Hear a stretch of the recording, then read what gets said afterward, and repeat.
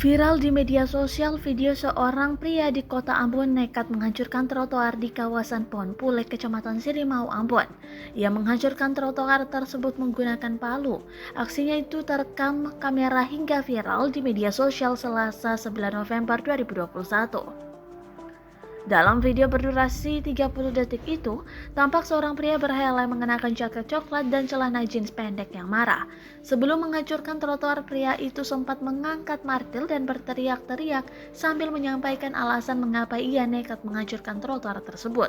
Terdengar pula suara seseorang diduga perekam video. Orang itu memberikan dukungan kepada pria tersebut. Video itu viral setelah dibagikan di media sosial. Salah satu akun Facebook yang ikut mengunggah video itu yakni akun Prihatin Ambon.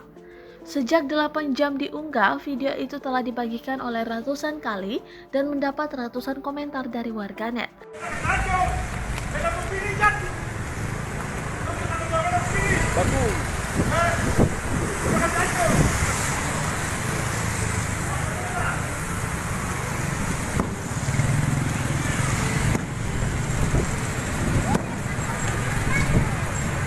Betul. Ajar begitu.